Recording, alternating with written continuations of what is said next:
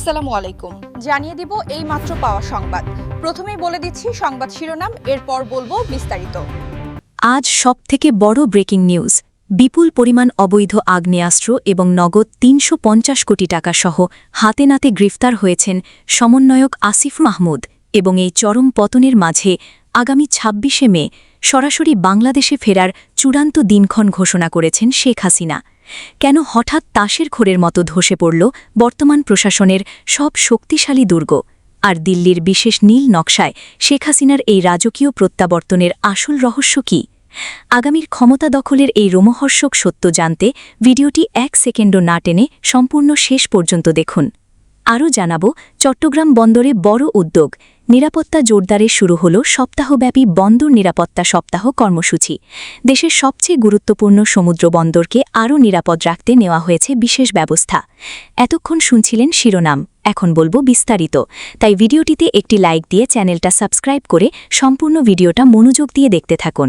বাংলাদেশের ক্ষমতার অলিন্দে আজ এমন এক ভয়াবহ ভূকম্পন শুরু হয়েছে যা পুরো বিশ্বের নজর কেড়েছে।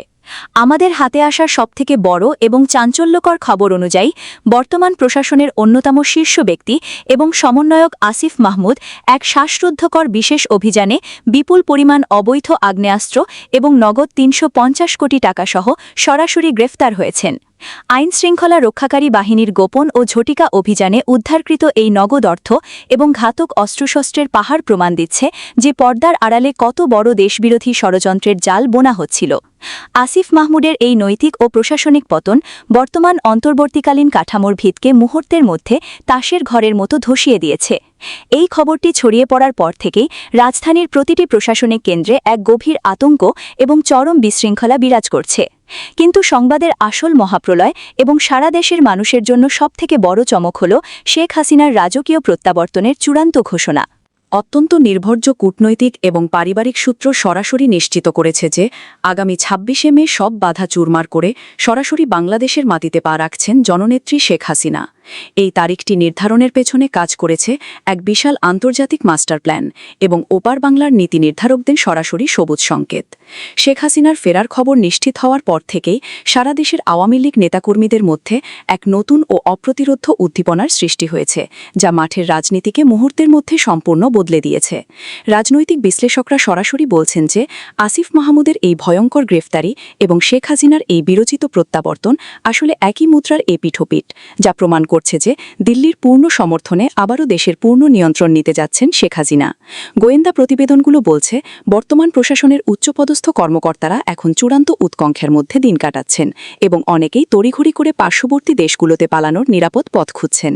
৩৫০ কোটি টাকার এই বিশাল দুর্নীতির খবর এবং অবৈধ অস্ত্রের মজুদ ফাঁস হওয়ার পর সাধারণ মানুষের মধ্যেও চরম ক্ষোভের সৃষ্টি হয়েছে, যা বর্তমান নেতৃত্বের পতনকে আরও ত্বরান্বিত করছে। আজকের এই বিশেষ প্রতিবেদনে আমরা সেই সব অপ্রকাশিত তথ্য এবং দলিলাদি উন্মোচন করছি যা প্রমাণ করে যে কিভাবে পর্দার আড়ালে থেকে শেখ হাসিনা তার এই মিশন সফল করার চূড়ান্ত প্রস্তুতি সম্পন্ন করেছেন। আগামী ২৬শে মে কেন বেছে নেওয়া হলো এবং আসিফ মাহমুদের এই গ্রেফতারের পেছনে আন্তর্জাতিক কোন কোন মহলের হাত রয়েছে তার রোমহর্ষক বিবরণ আমরা আপনাদের সামনে তুলে ধরছি। প্রশাসনের অন্দরমহলে কান পাতলে এখন কেবলই কান্না হাঁটে আর পালানোর সুর শোনা যাচ্ছে, কারণ তারা জানেন যে ক্ষমতার পাল্লা এখন সরাসরি শেখ হাসিনার দিকে ঝুঁকছে। ২৬শে মে তারিখটি হবে বাংলাদেশের ইতিহাসের এক নতুন সূর্যোদয়ের দিন এবং সেই লক্ষ্যেই মাঠ পর্যায়ে সব ধরনের প্রস্তুতি সম্পন্ন করা হয়েছে। আজকের এই প্রতিটি তথ্য বাংলাদেশের আগামী কয়েক দশকের রাজনীতির গতিপথ সরাসরি নির্ধারণ করে দিয়েছে। আসিফ মাহমুদের এই চূড়ান্ত পরিণতি এবং শেখ হাসিনার রাজকীয় প্রত্যাবর্তনের প্রতিটি ধাপের রোমহর্ষক বিবরণ জানতে আমাদের এই প্রতিবেদনটি অত্যন্ত গুরুত্বপূর্ণ। পরিস্থিতির ভয়াবহতা এবং আগামীর ক্ষমতার পট পরিবর্তন বুঝতে ভিডিওটি ১ সেকেন্ডও না টেনে শেষ পর্যন্ত মনোযোগ দিয়ে দেখুন। প্রশাসনের অন্দরমহলে কান পাতলে শোনা যাচ্ছে যে এই পরিবর্তনের খবর পাওয়ার পর থেকে অনেকেই এখন তড়িঘড়ি করে তাদের ভবিষ্যৎ অবস্থান নিয়ে নতুন করে ভাবছেন।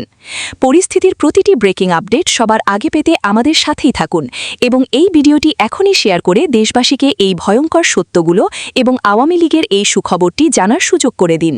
নিরাপদ বন্দর সমৃদ্ধ দেশ এই প্রতিপাদ্যকে সামনে রেখে চট্টগ্রাম বন্দরের সার্বিক নিরাপত্তা জোরদারে শুরু হয়েছে সপ্তাহব্যাপী বন্দর নিরাপত্তা সপ্তাহ ২০২৬ কর্মসূচি। দেশের প্রধান সমুদ্র বন্দর হিসেবে পরিচিত চট্টগ্রাম বন্দরে প্রথমবারের মতো এ আয়োজনকে ঘিরে বন্দর এলাকায় উৎসবমুখর পরিবেশের সৃষ্টি হয়েছে।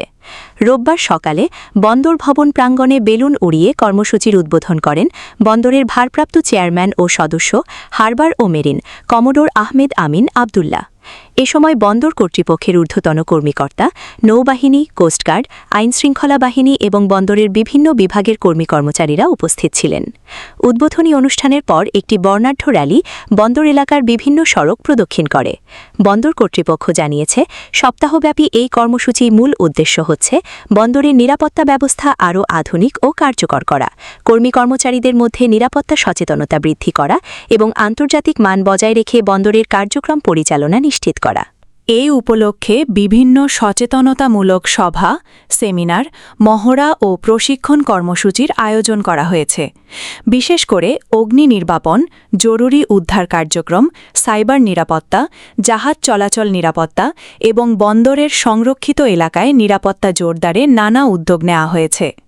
উদ্বোধনী অনুষ্ঠানে বক্তারা বলেন, দেশের আমদানি রপ্তানি বাণিজ্যের বড় অংশ পরিচালিত হয় চট্টগ্রাম বন্দর দিয়ে।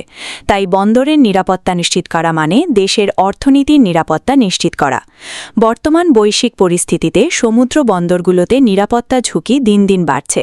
সেই চ্যালেঞ্জ মোকাবিলায় আন্তর্জাতিক নিরাপত্তা নীতিমালা অনুসরণ করে চট্টগ্রাম বন্দরকে আরও শক্তিশালী ও নিরাপদ করতে কাজ করছে কর্তৃপক্ষ। বন্দর সংশ্লিষ্টরা জানান, আন্তর্জাতিক জাহাজ ও কন্টেইনার হ্যান্ডলিংয়ের ক্ষেত্রে নিরাপত্তা অত্যন্ত গুরুত্বপূর্ণ বিষয়। এজন্য বন্দর এলাকায় আধুনিক স্ক্যানিং ব্যবস্থা, নজরদারি কারা, প্রবেশ নিয়ন্ত্রণ ব্যবস্থা এবং বিশেষ নিরাপত্তা টিম মোতায়েনের উদ্যোগ নেওয়া হয়েছে। একই সঙ্গে কর্মচারীদের নিয়মিত প্রশিক্ষণের মাধ্যমে দক্ষতা বাড়ানোর ওপরও গুরুত্ব দেওয়া হচ্ছে। চট্টগ্রাম বন্দর কর্তৃপক্ষ আশা করছে, বন্দর নিরাপত্তা সপ্তাহ ২০২৬ কর্মসূচির মাধ্যমে নিরাপত্তা সচেতনতা আরও বৃদ্ধি পাবে এবং বন্দরের কার্যক্রম আন্তর্জাতিক মানদণ্ড অনুযায়ী আরও গতিশীল ও নিরাপদ হবে। দেশের অর্থনীতির প্রাণকেন্দ্র হিসেবে পরিচিত এই বন্দরের নিরাপত্তা নিশ্চিতে ভবিষ্যতেও এমন উদ্যোগ অব্যাহত থাকবে বলে জানিয়েছে সংশ্লিষ্টরা।